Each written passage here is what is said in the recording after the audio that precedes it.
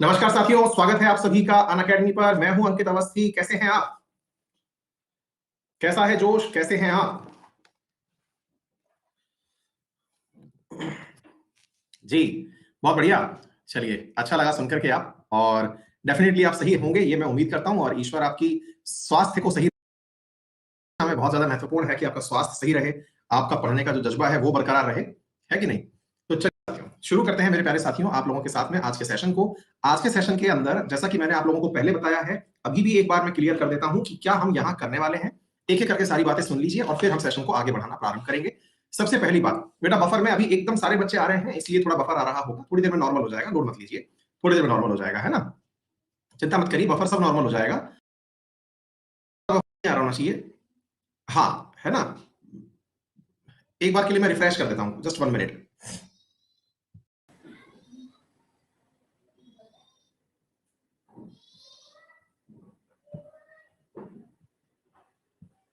हाँ जी, उम्मीद है सब सही दिख रहा होगा।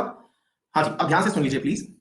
अब ऑल ओके है? थम्स अप कर दीजिए। तो मैं ये बोल रहा हूं, आपके आज के जो कार्यक्रम है उन्हें बस थोड़ा सा याद कर लें। पहला कार्यक्रम आपको ये याद रखना है कि अब ये 12 बजे आपको क्लास रोजाना मिलेगी, और मैं चाहता हूं कि ये 15 दिन लगातार क्लास रहे। 12 दिन मतलब 12 बजे लगातार क्लास रहने का अर्थ है कि आपको ये क्लासेस शनिवार रविवार सब दिन मिलकर के खत्म हो जाए एक ही बार में, ताकि फिर दिक्कत ना हो, है ना? और दूसरा, ऐसे ही दोपहर 2 बजे की जो क्लास है हमारी, वो भी आपको कंटिन्यूअस 15 दिन दे दी जाए, ताकि आप लोगों को किसी प्रकार की कोई दिक्कत ना हो, जिसमें हम करंट अफेयर आप लोगों के लिए कराने वाले हैं, ठीक है ना? तो दोपहर 2 बजे क्लास कहां होगी, तो मैं आपको अभी बता दूं। जो अपना वाईफाई स्टडी चैनल है, उस वाईफाई स्टडी चैनल पर दोपहर 2 बजे आप लोगों के लिए क्लास रखी गई है यूट्यूब पर। दोनों के अंदर ही आपको कंटेंट प्राप्त हो जाएगा। तो वाईफाई स्टडी पर जो क्लास है वो करंट अफेयर की क्लास है, जिसमें आज हम डिफेंस की चर्चा करने वाले हैं, और दूसरा डीआरडीओ के बारे में चर्चा करने वाले हैं। और जो अभी वाली क्लास जिसमें आप बैठ के पढ़ रहे हैं, ये स्टैटिक जीके की श्रृंखला है। स्टैटिक जीके की ये वाली श्रृंखला आप लोगों के लिए ना केवल रेलवे, बल्कि अगर आप स्टेनो का एग्जाम भी दे रहे हैं, या फिर आप दिल्ली पुलिस का एग्जाम भी दे रहे हैं, कोई भी एग्जाम आप लिख रहे हो, उन सब में भी काम आएगी। बहुत ही अच्छे से हमने इसे प्लान किया है। आज हमारा जो आपके सामने टाइटल है जिसे हम डिस्कस करने जा रहे हैं, दैट इज सोलर सिस्टम। तो आइए मेरे प्यारे साथियों, सोलर सिस्टम की हम शुरुआत करते हैं। आप लोगों के साथ में सेशन के अंदर अपलोड कर दी जाए फाइल, और ये देखिए आपके सामने फाइल आ चुकी है। चलिए, तो हम एक एक करके सारे प्रश्नों को आपसे डिस्कस करेंगे। तरीका होगा, पहले आप अपना आंसर हमें बताएंगे पोल के माध्यम से, और अगर आपको मतलब आंसर नहीं पता है तो फिर हम तो समझा ही देंगे, है ना? चलिए, तो पहला सवाल आपके सामने आ रहा है। प्लूटो को बौने ग्रह की सूची में डालने के पश्चात ग्रहों की संख्या कुल कितनी होगी? सोलर सिस्टम से डेफिनेटली प्रश्न आता है ना? तो मेरे प्यारे साथियों यहां पर, हाँ जी, तो मेरे प्यारे साथियों, हाँ भाई, नेवर एवर बैक डाउन करके जो विद्यार्थी है, मैंने स्टार्टिंग में बोल दिया बेटा, वही सब बातें बोल दी हैं। आप सुनिए ध्यान से। हाँ भाई, जल्दी से आप पोल में पार्टिसिपेट करिए। और एक नेचर अभी हम ये डेवलप करेंगे, आप सभी को डेवलप कर लेनी चाहिए। हम भले ही आपसे ये कहें कि जल्दी से आंसर करिए, लेकिन आपको जल्दबाजी नहीं करनी है। आप रैंकिंग पर मत जाइएगा कि रैंक कितनी आ रही है कितनी नहीं आ रही है। छोटा सा निवेदन है, इसे आप स्वीकार कर लें। पहली बड़ी बात है, पेपर में इस आधार पर सिलेक्शन नहीं होने वाला है कि किसने कितना जल्दी आंसर दिया। इस आधार पर जरूर होगा किसने कितने सही आंसर दिए। आराम से समय लीजिए, और अगर आपको लगता है कि चैट आपको परेशानी कर रही है, तो हम चैट भी ऑफ कर देंगे, है ना? तो थोड़ा सा निवेदन स्वीकार कर लें। और मेरे प्यारे साथियों, आप लोगों के लिए ये बहुत ही लाभप्रद रहने वाला है। 8 है मेरे प्यारे साथियों। वर्तमान में हमारे सोलर मंडल में 8 ग्रह हैं: शुक्र, पृथ्वी, मंगल, बृहस्पति, यूरेनस और नेपच्यून, ठीक है ना?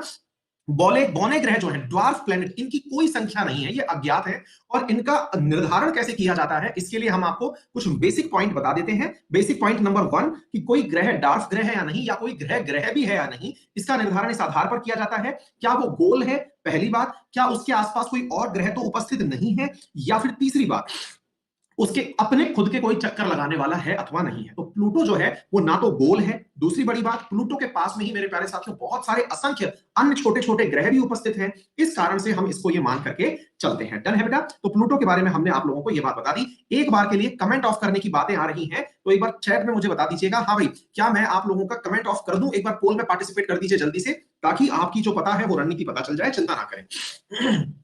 हाँ जी, 94% बच्चों ने कहा है कि चैट ऑफ कर दीजिए। मैं लास्ट में चैट खोल दूंगा, और हम वहां पर मेरे प्यारे साथियों आप लोगों से जो भी दिक्कतें आई होंगी उनका हम डिस्कशन कर लेंगे, क्योंकि इससे आप प्रॉपर असेसमेंट कर पाएंगे। आगे बढ़ते हैं। प्लूटो एक ग्रह नहीं है जिसे कब से बौना ग्रह माना गया है। मेरे प्यारे साथियों, प्लूटो पहले तक बौना ग्रह था, ये तो सबको पता है। मतलब पहले तक एक ग्रह था, मतलब आपके सामने, और ये ग्रह मंडल के अंदर काउंट भी किया जाता था, लेकिन अब इसे डार्क प्लेनेट माना जाता है। कौन सी तारीख से इसे डार्क प्लेनेट माना जाता है, ये आपसे सवाल पूछा जा रहा है। तो प्लूटो को ड्वार्फ प्लेनेट कब से माना जाता है? हालांकि इसकी तिथि भी होती है, लेकिन वो याद ना भी रहे तो कोई बात नहीं। मेरे प्यारे साथियों 24 अगस्त को है तिथि और साल था 2006 का। तो मेरे प्यारे साथियों इसे जो अंतरराष्ट्रीय खगोलीय संघ है, इंटरनेशनल एस्ट्रोनॉमिकल यूनियन जो है, उसने इसे ड्वार्फ प्लेनेट घोषित कर दिया कि जाओ बेटा तुम अब ग्रह नहीं बचे। ठीक है, तो प्लूटो जो है अच्छा हुआ, नहीं तो आपकी ग्रह दशाओं में प्लूटो का प्रभाव भी पड़ना पड़ता। शनि का पढ़ते हैं, बृहस्पति का पढ़ते हैं, हमारा शनि खराब चल रहा है, किसी का गुरु खराब चल रहा है, अब वो सब मामला नहीं है, बच गए बेटा। चलिए, सूर्य ग्रहण कब होता है? बहुत ही इंपॉर्टेंट सवाल है, बहुत बार पूछा जाता है। सूर्य ग्रहण कब होता है? आसानी से पढ़िए, पहले जल्दबाजी नहीं करनी है। बताइए सर, क्या परिस्थितियां बनती हैं जब पृथ्वी पर सूर्य ग्रहण दिखाई पड़ता है? ग्रहण का मतलब समझते हैं ना, सोलर एक्लिप्स की बात की जा रही है। आपके सामने 4 विकल्प हैं, उम्मीद है आपने पढ़ लिए होंगे। लीजिए, हमने ऑप्शन भी क्रिएट कर दिया है। बताइए साथियों, सूर्य ग्रहण कब पड़ता है? आंसर आपको देखना है, मैं आपको समझाने का प्रयास करता हूं। मेरे प्यारे साथियों, सूर्य ग्रहण का मतलब होता है हमें सूर्य ना दिखाई दे। हम पृथ्वी पर बैठे हैं और हमें सूर्य ना दिखाई दे। भैया हम तो ग्रहण सूर्य पर अपना हाथ आगे करके भी लगा देते हैं। अगर हम अपना हाथ यूं लगा दें तो हम आधा सूरज ही देख पाते हैं। कई बार तो हम सूरज को बिल्कुल बिंदी जितना भी देख लेते हैं। अरे ये तो हमारी कलाकारी है कि हम सूरज कितना देखें। तो कहने का अर्थ ये है कि सूरज पर ग्रहण लगाना हो तो हम हाथ लगा के लगा देते। कई तो भैया ऐसे ऐसे कार्टून है जो सूरज को हाथ में यूं अधर पकड़ लेते हैं भाई साहब। कई तो यूं गोला बना के फोटो खिंचा लेते हैं। अर्थात सूरज के आगे जो भी बाधा आएगी वो ग्रहण कहलाएगी। और इसी ग्रहण के कारण से मेरे प्यारे साथियों, अगर पृथ्वी के सामने चंद्रमा आ जाए तो भैया वो पृथ्वी के अपने भाई साहब हैं, मामा जी हैं हमारे, तो वो सामने अगर आ गए कि जा बहन अब मैं तेरे ऊपर सूरज की कुदृष्टि नहीं आने दूंगा, तो ऐसी स्थिति को हम सूर्य ग्रहण कहते हैं। तो चंद्रमा जो है वो जब सूर्य और पृथ्वी के बीच आ जाए, मामा जो है वो सूर्य और पृथ्वी के बीच जो है आ जाए, तो ये परिस्थिति क्या कहलाती है? सोलर एक्लिप्स की परिस्थिति कहलाती है। उम्मीद है सभी साथियों को ये प्रॉपर तरीके से समझ में आ गया होगा। आगे बढ़ते हैं। पूर्ण सूर्य ग्रहण के समय सूर्य का कौन सा भाग दिखाई पड़ता है? अब अच्छा, अब हमारे सामने सवाल पूछा गया, बोले बेटा तुम कितने ही बड़े हो लेना, मतलब कहने का अर्थ यह है कितने भी ताकतवर हो जाना, लेकिन सूरज को तुम बेटा अपने हाथ से नहीं छुपा पाओगे, क्योंकि प्रकाश जो है उसे कहते हैं ना सत्य, परेशान हो सकता है, पराजित नहीं हो सकता। तुम बेटा कितने भी सूरज के आगे आके खड़े हो जाना, पूरा पूरा सूरज ढक लेना, पूरा सूरज काला बना देना, लेकिन उसके बाद भी सूरज की रोशनी बाहर आके रहेगी, क्योंकि सत्य है वो परेशान हो सकता है, पराजित नहीं हो सकता। तो मेरे प्यारे भाई, वो जो प्रकाश की किरणें बाहर दिखाई देती हैं वो कोरोना कहलाता है, लेकिन जो वर्तमान में जिस कोविड-19 से आप पीड़ित हैं वो कोरोना और ये कोरोना अलग अलग है। तो जो सूर्य के चारों तरफ आभा मंडल दिखाई देता है, जिसे आप सामान्यतः भगवानों के पीछे भी चमकता हुआ देखते हैं, वही मेरा प्यारे साथियों क्या कहलाता है? कोरोना कहलाता है। क्लियर है? उम्मीद है किसी विद्यार्थी को इस बात में किसी प्रकार की कोई भी आपत्ति नहीं होगी। चलिए आगे बढ़ते हैं अगले प्रश्न की तरफ। हाँ जी, वह समय जब सूर्य भूमध्य सागर के सबसे निकट होता है और परिणाम स्वरूप दिन और रात्रि की अवधि लगभग समान होती है। अच्छा, ये भूमध्य सागर है नहीं बेसिकली, है ना, मतलब आप कह सकते हैं, तो उसे कहते क्या है? हालांकि भूमध्य सागर को हम इक्वेटर से रिलेट करके रखें तो ज्यादा बेहतर है, भूमध्य सागर ना होकर के। हाँ भाई, ये थोड़ा सा हैंग हुआ है सिस्टम, है कि नहीं?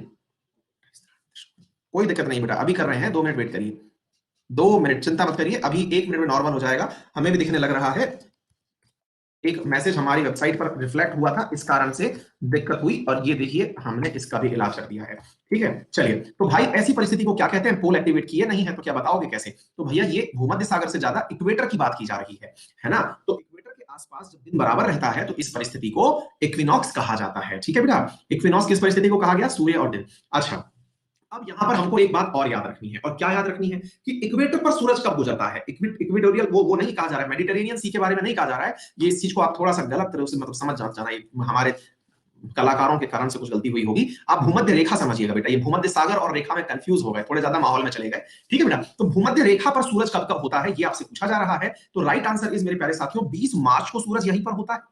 पहली दिन तो ये 20 मार्च के दिन यहां होता है, और दूसरा 22 सितंबर को ये यहां होता है। ठीक है ना, तो ये आप लोग इस चीज को मनाते हैं। ठीक है, चलिए आगे बढ़ते हैं अगले प्रश्न की तरफ। सूर्य की ऊर्जा का स्रोत क्या है? हाँ भाई, सूरज इतना गर्मी में काहे रहता है भाई, इतना फुनफुनाया रहता है पूरे के टाइम, ऐसा क्या कारण है? वहां पर कौन सी रिएक्शन ऐसी हो रही होती है जिसके कारण सूरज गर्मी फेंक रहा होता है? क्या है वो प्रक्रिया? बताइए जल्दी से भाई। हाँ जी, तो कौन सी प्रक्रिया है जिसके कारण सूरज इतने गर्म रहते हैं भाई कि हर किसी तक गर्मी पहुंचा देते हैं? हाँ जी, बिल्कुल सही मेरे प्यारे साथियों, यहां पर नाभिकीय संलयन की प्रक्रिया होती है। संलयन का मतलब क्या होता है? 2 एटम आपस में आकर के जुड़ते हैं। कौन से? मान लीजिए हाइड्रोजन है और उसके साथ ड्यूटेरियम जुड़ गया, तो यहां ट्रिटियम का निर्माण होता है, और साथ में मेरे प्यारे साथियों ऊर्जा जो है वो बाहर निकलती है। 2 नाभिकों के आपस में मिलने से जब ऊर्जा बाहर निकले तो नाभिकीय संलयन अर्थात न्यूक्लियर फ्यूजन कहलाती है, और किसी नाभिक के टूटने से ऊर्जा बाहर निकले तो नाभिकीय विखंडन कहलाती है। अर्थात जैसे मान लीजिएगा यूरेनियम है, उसको तोड़ दिए बेरियम और क्रिप्टॉन में, तो वो नाभिकीय विखंडन कहलाती है। उम्मीद है आप सभी साथियों को ये बात भी अच्छे से समझ में आ गई होगी। ठीक है, तो ये सारी की सारी स्टैटिक्स है सूरज से संबंधित। इन फैक्ट्स के बाहर कुछ मत पढ़ना, ये सारा कंटेंट आपको इस क्लास के बाद इसी के नीचे डाउनलोड होने का ऑप्शन आ जाएगा, वहां से डाउनलोड कर लेना। अगर आप मेरे टेलीग्राम पर जुड़े हैं, वहां से मैं डाल ही दूंगा, वहां पर मिल जाएगा। तो लोड मत लीजिएगा, पढ़ते रहिए, कुछ लिखने की आवश्यकता नहीं है, चेक करते रहिए।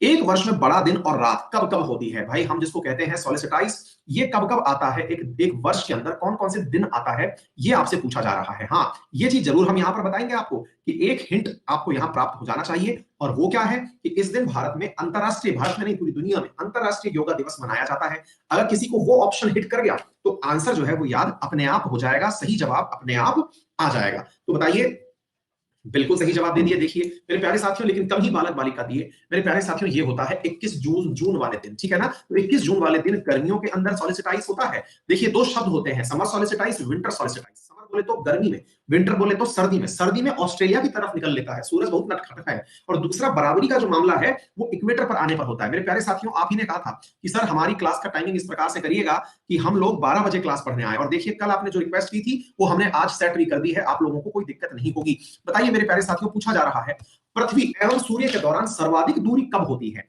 ये शब्द है ना, इसके अंदर पूछा जा रहा है कि सबसे ज्यादा दूरी सूर्य के मध्य में कब होती है। देखो बेटा, ये सूर्य है, हमको लगता है कि सूरज के चारों तरफ पृथ्वी जो है वो बिल्कुल ऐसे परिक्रमा लगाती है, यो गोलम गोल घूमती है। भैया कतई नहीं घूमती है, गलत फहमी है, ऐसे नहीं घूमती है। तो बोले गुरुजी कैसे घूमती है? ये सूर्य है, ये भाई इस प्रकार से घूमती है, दीर्घ वृत्ताकार पथ में। बोले मतलब, हमने कहा सूरज एक कोने में पड़ा रहता है, एक बार ये सूरज के नजदीक होती है तो एक बार सूरज से बहुत दूर होती है। कहने का अर्थ यह है कि यहां पर डिस्टेंसेस होती हैं, ये चीज याद रखिएगा।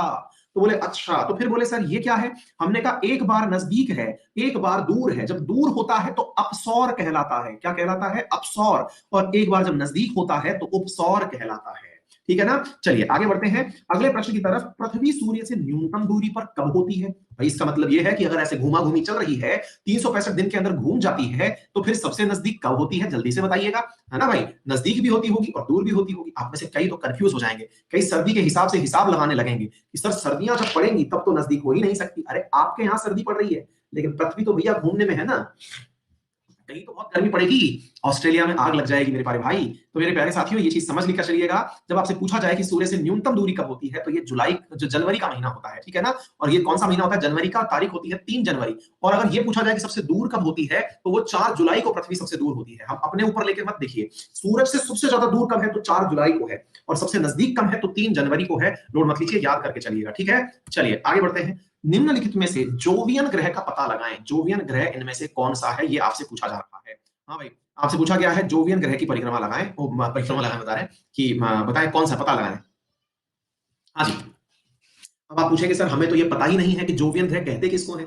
चलिए हिंट दे देते हैं, जो आउटर ग्रह हैं इन्हें हम जोवियन ग्रह कहते हैं, ठीक है ना। मेरे प्यारे साथियों याद रखिएगा, जब पृथ्वी से बाहर की तरफ जो ग्रह स्थित हैं सर्कल में सूरज के चारों तरफ चक्कर लगाते हुए, वो बाहरी ग्रह हो गए। सामान्यतः इतनी दूर है कि गर्मी पहुंच नहीं पा रही है, तो इनके यहां पर गैस बहुत होती है। आप वाली गैस नहीं, हीलियम जैसी गैस बहुत होती है, ठीक है ना। तो ये सारे बृहस्पति, शनि, अरुण, वरुण जो है, ये सारे के सारे कौन से ग्रह हैं? जोवियन ग्रह हैं। हाँ जी। कौन सा ग्रह टेरेस्ट्रियल प्लेनेट कहलाता है? अब ये सवाल भी सही है। टेरेस्ट्रियल प्लेनेट का मतलब क्या निकाला जाए? टेरेस्ट्रियल प्लेनेट का मतलब होता है मेरे प्यारे साथियों, आंतरिक ग्रह की बात की जा रही है। यानी कि इन ऑप्शंस में अंदर की तरफ बोले तो सूरज की तरफ, क्योंकि आपको मालूम होना चाहिए कि पृथ्वी जो है वो सूर्य के चारों तरफ परिक्रमा लगाती है। तो ये सूर्य है, इसके चारों तरफ परिक्रमा लगाई जा रही है। तो परिक्रमा में अगर हम अंदर की तरफ बात करें तो अंदर वाले हो गए, बाहर की तरफ बात करें तो बाहर वाले हो गए। तो अंदर वालों की बात की जा रही है, ठीक है। तो जल्दी से बता दीजिएगा भाई। तो बिल्कुल सही आंसर है, द सैटर्न जो है वो अंदर की तरफ है। तो बुध, शुक्र, पृथ्वी, मंगल जो है वो पृथ्वी की तुलना में अंदर की तरफ है, यही आपसे पूछा गया है। सूर्य के सबसे नजदीक और सबसे छोटा ग्रह कौन सा है? हाँ भाई, हालांकि होने को तो हमें सारे ग्रह ही याद होने चाहिए, तो सर घुमा घुमा के काय पूछ रहे हो? अरे भैया, हम घुमा घुमा के इसलिए पूछ रहे हैं कि आपका कंफ्यूजन दूर होता रहे और हमारे सवाल चलते रहे, सारा की सारा बढ़िया से होता जाएगा ना भाई। हाँ जी बताएं। हाँ, हम यहाँ पर एक एक करके थोड़ी थोड़ी जानकारी भी देते चले जाएंगे। हाँ भैया, पढ़ने लिखने वाले जो बालक होते हैं वो इसी के कारण परेशान रहते हैं। तो हम बता दें मेरे प्यारे साथियों, ये बुध ग्रह है ना। और इसके बारे में कहते हैं कि इस बेचारे के पास इसके चक्कर लगाने वाला कोई भी नहीं है। और मजेदार बात बताएं कि धरती पे से नासा की तरफ से इसके पास में 2 उपग्रह भी भेजे गए हैं। सोचो, पृथ्वी से हम लोग मार्स तक नहीं गए हैं, नासा वाले सूरज के नजदीक, इवन सूरज से इससे भी आगे जा चुके हैं मेरे भाई। तो मैरियन 10 और मैसेंजर के बारे में मैंने हाल ही में करंट में भी पढ़ाया था, याद कर लीजिएगा। मैरियन 10 और मैसेंजर हमारे 2 उपग्रह हैं जो इसे क्रॉस कर गए हैं, ये चीज आप लोग याद कर लीजिएगा, ठीक है ना। और ये दिखाई भी देता है, अगर आप शाम को देखें, जब गोधूली बेला होती है, गोधूली बेला कहते हैं जब मतलब सुबह शाम आपस में मिल रही होती है, उसकी बात कर रहे हैं, ठीक है ना। हाँ जी, सौर मंडल में निम्नलिखित में से कौन से ग्रह का परिक्रमण काल सबसे छोटा होता है? सौर मंडल में निम्नलिखित में से किसका परिभ्रमण काल सबसे छोटा होता है, यानी कि फटाक से जाकर के चक्कर लगा देता है, ये आपसे पूछा जा रहा है। ये हम पोल तो ऑफ करे ही नहीं, ये लीजिए, बताइए जल्दी से जाकर के सूरज का चक्कर चक्कर जो लगा दे वो बताइए कौन है। हाँ जी,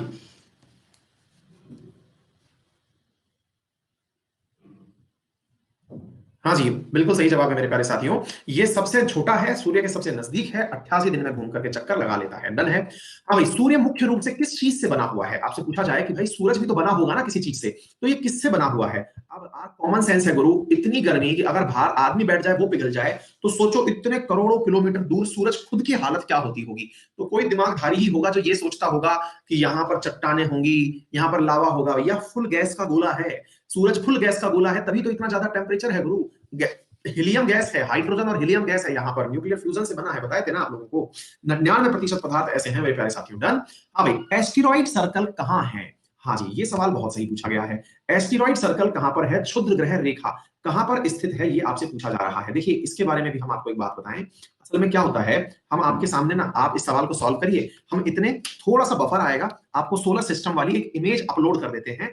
थोड़ा सा बफर आएगा, उसके लिए माफी चाहेंगे। जैसे ही हम दूसरी साइड पे जाएंगे बफर आएगा। हाँ जी, आवाज आती रहेगी तो हम बतियाते रहेंगे आपसे, लोड मत लीजिए। हम इसलिए कह रहे हैं क्योंकि इससे फायदा होगा कि आप लोग इमेज के माध्यम से जो भी हम बातें कर रहे हैं उन्हें आप समझ पाएंगे। ठीक है, एक सेकंड में बस अपलोड कर दे रहे हैं।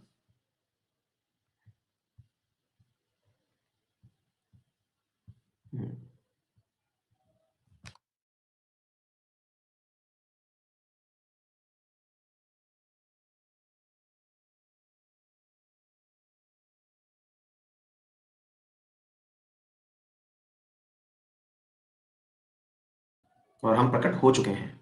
ठीक है, ये लीजिए, और हम आपके सामने ये एक फोटो भी अपलोड कर दिए हैं ताकि आपको ये समझा सकें। देखो बेटा, हमको देखो, हम पहले ही अंतरिक्ष में बैठे हुए हैं, थोड़ा सा हमको इज्जत मिलनी चाहिए, हम अंतरिक्ष में बैठे हुए हैं। देखो बेटा, समझो ध्यान से, ये जो है सूर्य है, सूर्य के नजदीक मरकरी, वीनस, अर्थ, मार्स, और ये रहा एस्टेरॉइड बेल्ट। ठीक है, ये एस्टेरॉइड बेल्ट है, और इसके जस्ट बाहर ये जो प्लूटो है, ये 8 ग्रह हो गए। इस 8 ग्रह के बाहर में ये वाला जो है, ये है कूपर बेल्ट। तो कूपर बेल्ट अलग चीज है, एस्टेरॉइड बेल्ट अलग चीज है। चंद्रमा पर धब्बे क्यों पड़े? तो कहते हैं कि चंद्रमा पर दाग पड़ने का जो कारण है वो यही है कि ये जो एस्टेरॉइड बेल्ट है, इनको ये मार्स जो है, मतलब सूरज पर मंगल भारी, तो भैया ये जो मार्स है ये अपनी तरफ इन्हें आकर्षित करता है, और आकर्षित करके और खुद छुप जाता है, और ये भैया सीधे सीधे एस्टेरॉइड नीचे निकल पड़ते हैं सूरज की तरफ यात्रा पर। पृथ्वी पर पहुंचने से पहले चंद्रमा से मुलाकात हो जाती है और जा जाके इस पे गिर पड़ते हैं, और जब ये गिरते हैं तो इसके चेहरे पर दाग लग जाते हैं, जिन्हें आप चंद्रमा पर दाग कहते हैं। असल में वो चंद्रमा पर दाग नहीं, चंद्रमा पर कुटम पिटाई मचाए हुए एस्टेरॉइड के नक्शे हैं। एस्टेरॉइड आए थे बेचारे को धूल बना के चले गए हैं। ठीक है, तो एस्टेरॉइड बेल्ट पूछा जा रहा है किस किस के बीच में है, तो आंसर क्या है? मार्स और जुपिटर के बीच में है। ये आपके सामने सवाल पूछा गया था, मार्स और जुपिटर के बीच में क्या स्थित है, तो एस्टेरॉइड बेल्ट स्थित है। निम्नलिखित ग्रहों में से किस तारे को ट्विंकल ट्विंकल या ट्विलाइट स्टार कहा जाता है? हाँ भाई, बताइए मेरे प्यारे साथियों, सांझ का तारा, अपन देसी भाषा में बोले तो सांझ का तारा किसे कहते हैं? हाँ भाई, जल्दी से बताइए, सांझ का तारा किसे कहते हैं? भैया मन तो हमारा भी बहुत कर रहा है कि चैट ओपन कर लें, क्योंकि हम बतिया नहीं पा रहे हैं, दीवारों से बतिया रहे हैं, समझे। लेकिन प्रॉब्लम यही है ना कि गुरु, हम चैट ओपन करेंगे, आप में से कई बुद्धिजीवी होंगे जो चैट में ही आंसर दे देंगे। अगर ये प्रॉमिस करो कि हम चैट में आंसर नहीं दे तो हम चैट खोल लें। हाँ भाई, पोल करा के प्रॉमिस ले लें आपसे कि हाँ भाई चैट ओपन कर दें, क्या कर दें तो ट्रू कर दो, चैट ओपन कर दे तो ट्रू कर दो गुरु।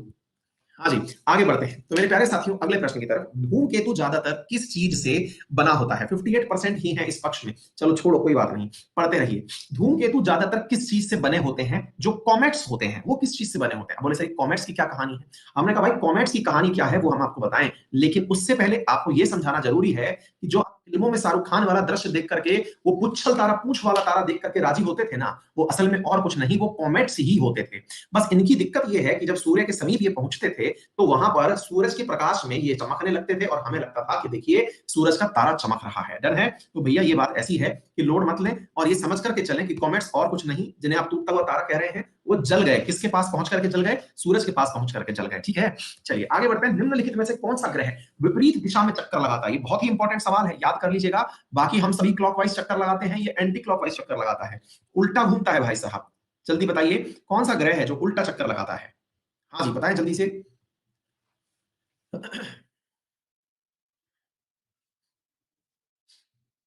यही कारण है कि हमको ये पृथ्वी पर सूर्य पूर्व में उगता हुआ दिखाई देता है, परंतु शुक्र और ये जो है ये पश्चिम की ओर से हमें निकलते हुए दिखाई देते हैं। ठीक है, चलिए मजा आ रहा है। चलिए, सौर मंडल के निम्नलिखित में से किस किस ग्रह में कोई भी उपग्रह नहीं है, यानी कि बेचारे अकेले ही हैं, इनके कोई चक्कर नहीं लगा रहा है। मजा आता है ना भाई जब किसी के कोई चक्कर लगाने वाला हो, है ना भाई। तो भाई ऐसी स्थिति में हम मतलब किसी और से ये बात नहीं पूछेंगे। कई लोग तो कहेंगे गुरुजी हम तो थक गए हैं, लोग इतना चक्कर लगाते हैं हमारे। हाँ, तो पूछा जा रहा है कि इनमें से इसके कोई चक्कर ना लगाता हो वो क्या है। देखिए, चैट का अगर जिनको परेशानी हो रही है वो चैट वाले व्यक्ति खुद की भी बंद कर सकते हैं। फुल स्क्रीन करिए, हमारी फोटो को टच करिए, हम साइड में शिफ्ट हो जाएंगे, आपको चैट दिखाई नहीं देगा। आपके पास भी ये ऑप्शन होता है, आप चाहें तो सेट कर सकते हैं। आगे बढ़ते हैं। हाँ जी, सौर मंडल में सबसे बड़े ज्वालामुखी को ओलंपस मॉन्स कहा जाता है। सौर मंडल में सोचो, आपको लगता है कि ज्वालामुखी हमारे यहाँ ही फटते हैं, ऐसा नहीं है। दुनिया में ज्वालामुखी जो है, जितने भी ग्रह हैं उनपे भी हैं। उन ज्वालामुखियों में सबसे बड़ा ज्वालामुखी जिसका नाम ओलंपस है, ये कहां पर पाया जाता है, ये आपसे पूछा जा रहा है। जल्दी से बताइए।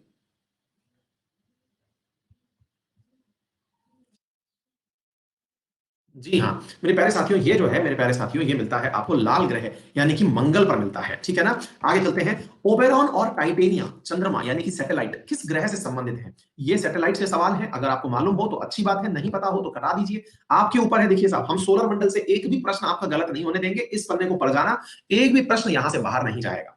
ठीक है ना। बिल्कुल धीरज, एक क्लास में डांस भी करवा देंगे, बताओ किसको नचवाना है। धीरज बहुत देर से कह रहे हैं कि सर एक क्लास में डांस भी करवा दीजिए, बिल्कुल करवा देंगे बेटा। हाँ जी, नेक्स्ट प्रश्न है, इनमें से कौन सा शुक्र के वातावरण का सबसे अच्छा वर्णन करता है। अब भाई शुक्र की खासियत क्या है, ये आपसे पूछा जा रहा है कि ये कैसा होता है, और हमने रिसेंटली करंट अफेयर्स में भी पढ़ाया था, यहाँ कुछ मिला था।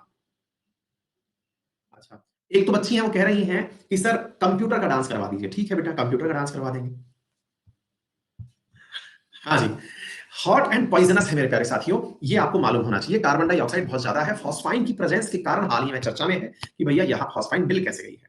मंगल ग्रह के कितने चंद्रमा है। अब आप पूछेंगे कि सर आपको मंगल के पीछे ही पड़ गए हैं, जरूरी है कि हम बताएं। अरे भैया इसलिए बताना जरूरी है कि आए दिन कोई ना कोई लेके निकल पड़ रहा है मंगल ग्रह पर। हाल ही में आपको मालूम होगा यूएई वाले जो है वो अपना होप मिशन लेकर के उड़ गए हैं, याद है। सब निकल पड़ रहे हैं भाई साहब, है ना। तो याद रखिएगा मेरे प्यारे। यस, देखिए बच्चों ने तो आंसर भी दे दिया है सर कि दो है, फोगोस और डीमोस। और मजेदार बात यह है कि 64% बच्चों को आता है, ये बहुत ही शाबाश वाली बात है। ये तो सौरमंडल का सबसे बड़ा सैटेलाइट कौन सा है, मतलब यहां पर यह नहीं पूछा जा रहा है कि आपसे किसका सैटेलाइट बहुत बड़ा है, सीधा ही पूछा जा रहा है। आप पूछेंगे सैटेलाइट का मतलब क्या होता है गुरुजी।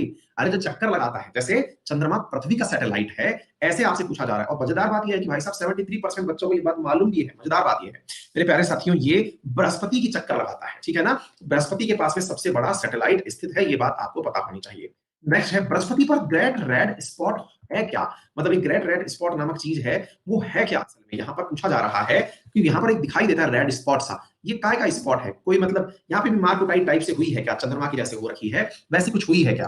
अब भाई कल का हम एक चीज आपको इन्फॉर्म कर दें, कल एशिया और मतलब कल 3 कॉन्टिनेंट का आपका टेस्ट होगा, या फिर 3 कॉन्टिनेंट पढ़ाए जाएंगे, परसों 3 कॉन्टिनेंट पढ़ाए जाएंगे। ठीक है ना, तो ये याद रखिएगा, 3 कॉन्टिनेंट चलते रहेंगे, इसको आप याद रखते चलिएगा। हाँ जी, तो मेरे प्यारे साथियों नथिंग दिस, ये केवल एक तूफान है, ये इसके बारे में आप याद कर लीजिएगा। नेक्स्ट प्रश्न है, शनि ग्रह के ऊपरी वायुमंडल के पीला होने का कारण क्या है। भाई साहब कुछ सवाल ज्यादा डेप्थ में चले जा रहे हैं, अगर आपकी इच्छा हो तो ठीक है, अदरवाइज 40 मिनट इस क्लास को अटेंड कर लीजिए, बाकी प्रश्नों को हम पकड़ा देंगे, आपके मन करे तो पढ़ लीजिएगा। कहने का अर्थ ये है कि हम चाह रहे हैं कि आपको प्रॉपर तरीके से सवाल पकड़ा दिए जाए, तो भी हमारा काम हो जाएगा। हाँ जी, क्योंकि हमने आपसे केवल 40 मिनट मांगे हैं। बिल्कुल सही जवाब मेरे प्यारे साथियों, the right answer is ammonium crystal है जो शनि ग्रह के ऊपर दिखाई देते हैं। सौर मंडल में सबसे ठंडा ग्रह कौन सा है, सौर मंडल में सबसे ठंडा ग्रह कौन सा है, ये आपसे पूछा जा रहा है, बताइए। अब कॉमन सेंस होगा तो सही आंसर दे देंगे। रीजन क्या है, क्योंकि अल्टीमेटली सूरज से जो जितना दूर होगा वो उतना ही ठंडा होगा, ये चीज आप याद रख सकते हैं। ठीक है ना, बताइए।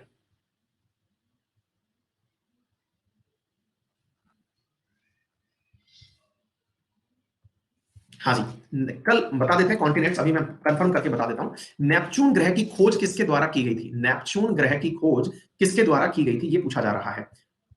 आप करिए इस सवाल को, इतने हम पूछ के बता देते हैं कल किस चीज का टेस्ट रखा जाएगा। 1 मिनट होल्ड करिए, पता चल जाएगा 2 मिनट में। 1 मिनट होल्ड करेंगे, 2 मिनट में पता चल जाएगा। हाँ जी, कोई बात नहीं, अगर ये सवाल आता है तो बहुत अच्छी बात है, नहीं आता है तो कटा दीजिए। हाँ जी, मेरे प्यारे साथियों आपसे पूछा जा रहा है नेपच्यून दैट इज वरुण की खोज किसे। अरे सर, कल बच्चों का किस चीज का टेस्ट लेना है, सोलर सिस्टम के बारे में। एशिया अफ्रीका यूरोप का, ठीक है भाई, एशिया अफ्रीका और यूरोप, ठीक है, याद करके आइएगा। एशिया, अफ्रीका और यूरोप, 3 कॉन्टिनेंट पढ़ के आइएगा। चंद्रमा पर कदम रखने वाले पहले व्यक्ति नील आर्मस्ट्रांग ने किस अंतरिक्ष यान से इस मिशन को पूरा किया था? हाँ भाई बताइए, चंद्रमा पर कदम रखने वाले जो पहले व्यक्ति थे, इन्होंने किस मिशन से यहां पर कदम रखा था? कौन सा मिशन था? अगर आपको याद हो तो रिसेंटली मैंने आपको ये मिशन और एक, अरे यार मैंने मार्क क्यों कर दिया? हाँ जी, मैंने हाल ही में एक मिशन पढ़ाया था जिसका नाम था चांग्स ई मिशन। और जब चांग्स ई मिशन में पढ़ा रहा था तब मैंने आपको ये वाली बात बोली थी। क्यों बोली थी? मैंने आपसे कहा था चांस ई मिशन से पहले अपोलो 11 मिशन है जो लेटेस्ट गया था, यहां पर ये आदमी उतारे और उतार करके सामान ले आए। दूसरी बड़ी बात, चांग ई मिशन के बाद में जो दूसरा मिशन था वो लूना 16 था। लूना 16 मिशन जो कि रशिया वाला था, वो भी अपना सामान लेकर के आए थे यहां से, ठीक है ना? तो ये 12 बजे वाली क्लास होगी कल भी, और यहां पर आपसे एशिया और यूरोप और अफ्रीका पूछा जाएगा, ठीक है? चलिए, चंद्र ग्रहण क्यों होता है? अच्छा सवाल है, इंपॉर्टेंट सवाल है। बताइए मेरे प्यारे साथियों, चंद्र ग्रहण क्यों होता है? क्योंकि सर पंडित जी के पंचांग में लिखा होता है कि नहीं? अब भाई ऑब्वियस सी बात है कि जब चंद्रमा और सूरज के बीच में पृथ्वी आ जाए, समझे?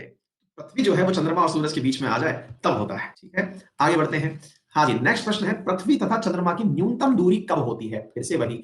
हाँ भाई मेरे प्यारे साथियों, पृथ्वी और सूर्य की, देखिए अप और उप, ये दो सवाल होते हैं जो आपको याद करने होते हैं। पेरिहीलियन और एपीहीलियन शब्द यूज किया जाता है, ठीक है? तो ये जो उप शब्द लगा होता है, इसका अर्थ इस यहां पर जो ट्रांसलेशन के अंदर आपको लग रहा है, ये असल में पेरिहीलियन, दोनों के अंदर ही शब्दों के अंदर भूचाल आया हुआ है, ठीक है ना? मेरे प्यारे साथियों, पेरिहीलियन और एपीहीलियन ये दो शब्द हैं, इन्हें आप याद रख सकते हैं, है ना?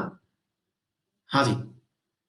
नेक्स्ट प्रश्न है, एपोजी एंड पेरिजी, सूरज के लिए perihelion aphelion, apogee and perigee. Shooting star या फॉलिंग स्टार निम्नलिखित में से किसे कहा जाता है? शूटिंग स्टार निम्नलिखित में से किसे कहा जाता है, ये आपसे पूछा जा रहा है, बताइए।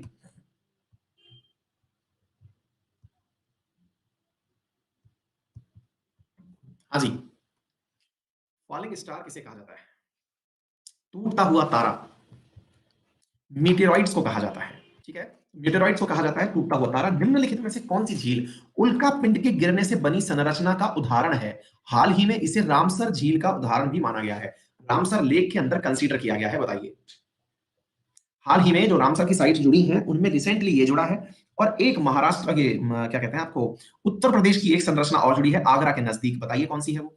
बिल्कुल लोनार झील, ये वाली आपकी बिल्कुल सही आंसर है। और एक हम आपको और पढ़ाए थे, अगर याद हो तो बताइएगा। बिल्कुल क्या नाम है उसका, जो आपके कीथम लेक जो है वो आगरा के अंदर स्थित है, डन है। हाँ जी, सौर मंडल के किस ग्रह का घनत्व डेंसिटी अधिक है? निम्न में से जो ऑप्शन दिए गए हैं इनमें से किसकी डेंसिटी अधिक है, ये आपसे पूछा जा रहा है। भाई डेंसिटी है तो ही तो सब काम हो रहा है।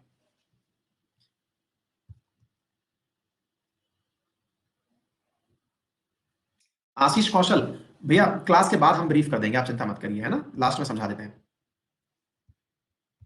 ठीक है?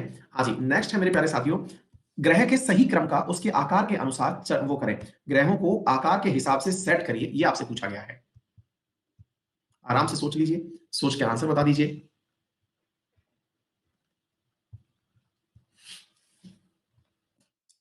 एक विद्यार्थी बहुत देर से अटका हुआ है। अरुण प्लेनेट कौन सा है? अरुण प्लेनेट कौन सा है बेटा? अरुण होता है यूरेनस, वरुण होता है नेपच्यून। ये हिंदी वाले बेचारे परेशान इस बात से हो ही जाते हैं, और फिर हिंदी वाले परेशान होते हैं, कभी अंग्रेजी वाले परेशान हो जाते हैं। हाँ जी, नेक्स्ट है मेरे प्यारे साथियों, सूर्य के प्रकाश को पृथ्वी पर पहुंचने में कितना समय लगता है? सूर्य के प्रकाश को पृथ्वी तक पहुंचने में कितना समय लगता है, ये आपसे पूछा जा रहा है।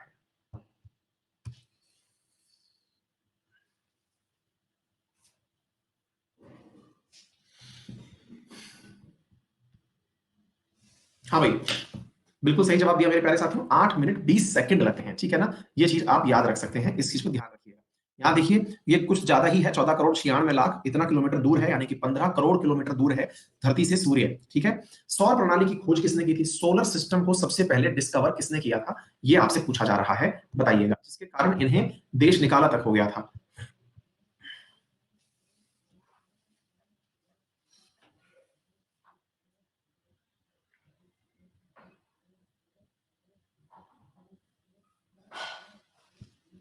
हाँ जी, मेरे प्यारे साथियों, नेक्स्ट प्रश्न है, निम्नलिखित में से कौन सौर मंडल का भाग नहीं है? निम्न में से कौन सा जो हिस्सा है वो सौर मंडल का भाग नहीं है, ये आपसे पूछा जा रहा है। देखिए इसमें क्या है कि असल में जो हिंदी का अर्थ है उससे आप कंफ्यूज हो सकते हैं। यहाँ ऑप्शन में एक मैं और डाल देता हूं, ये क्षुद्र ग्रह ड्वार्फ प्लेनेट है, ड्वार्फ प्लेनेट है। और सर क्लास के बाद कॉल करता हूं अभी। हाँ जी, मेरे प्यारे साथियों, यहाँ पर बिल्कुल ये मैंने बोल ही दिया, उसके साथ आंसर हो गया। आखिरी 2 सवाल और हम डिस्कस कर रहे हैं। निम्नलिखित ग्रहों में से किसके सबसे ज्यादा उपग्रह हैं? निम्नलिखित ग्रहों में से सबसे ज्यादा उपग्रह किस ग्रह के हैं? ये आपसे पूछा जा रहा है। भाई सोलर सिस्टम बहुत एक्सटेंसिवली हमने करा दिया है, तो अब चिंता लेने की आवश्यकता नहीं है। एक विद्यार्थी पूछ रहे हैं कि सर डेंसिटी कैसे निर्धारित करते हैं? तो द्रव्यमान अपॉन आयतन अगर आप रखते हैं तो डेंसिटी निकल आएगी। या तो आयतन कम हो या मास ज्यादा हो तो डेंसिटी अपने आप बाहर आ जाएगी भैया, है ना? चलिए आखिरी सवाल है, निम्नलिखित में से किस ग्रह को लाल ग्रह भी कहा जाता है? निम्नलिखित में से किस ग्रह को लाल ग्रह भी कहा जाता है? मुझे नहीं लगता कि ये बताने की आवश्यकता आपको होगी किसको कहा जाता है।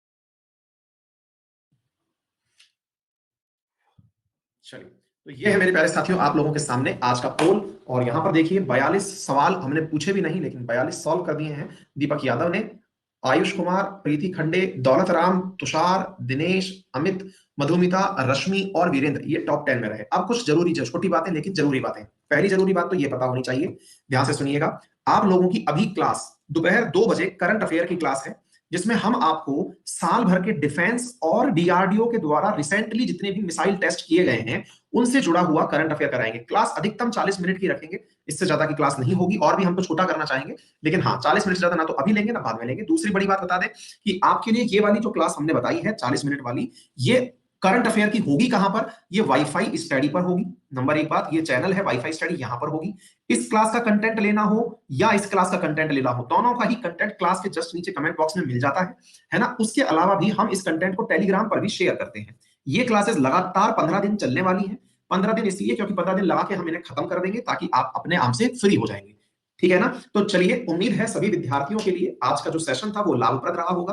पीडीएफ आपको तुरंत जैसे ही आप फ्री होंगे आपको यहां से मिल जाएगी। कोई और आपकी तरफ से सलाह हो तो वो दे सकते हैं। और उम्मीद है कि आप सभी साथियों को प्रॉपर तरीके की जानकारी प्राप्त हो गई होगी। मेरा रेफरल कोड है अंकित 10। एक विद्यार्थी जो पूछ रहे हैं यूपीएससी का सब्सक्रिप्शन लेने की, बेटा जैसे आप गोल सेलेक्ट करके एसएससी सेलेक्ट किए ना, ऐसे यूपीएससी सेलेक्ट कर लीजिएगा। वहां रेफरल कोड अंकित 10 लगाइएगा, आपको सीधा वहीं से मेरे प्यारे साथियों फीस वाले सेक्शन पर ले जाएगा। फीस वाले में फीस पे करिए और सेक्शन में पहुंच जाइए। रही बात क्लासेस कौन सी मिलेंगी, मेरी ज्योग्राफी और पॉलिटी अभी शुरू हुई है, वो मिल जाएगी। और जितने भी टीचर्स पढ़ा रहे हैं उनकी सारी क्लासेस, जीएस पेपर 1, एथिक्स, ऐसे राइटिंग, टेस्ट सीरीज वगैरह, ये सब मिल जाएंगी। सेम ऐसे ही एसएससी के अंदर भी आप अंकित 10 रेफरल कोड लगा के मेरी क्लासेस एक्सेस कर सकते हैं। ठीक है बेटा? तो कल का क्या टाइटल होने वाला है मैं आपको अभी बता दूं। एशिया, अफ्रीका, है ना, और यूरोप, इन 3 के ऊपर कल टेस्ट होगा कंटेंट के इसके ऊपर, है ना? तो याद रखिएगा, इन टेस्ट की तैयारी करके आइएगा। ठीक है बेटा? चलिए, thank you so much, take care, bye bye, see you.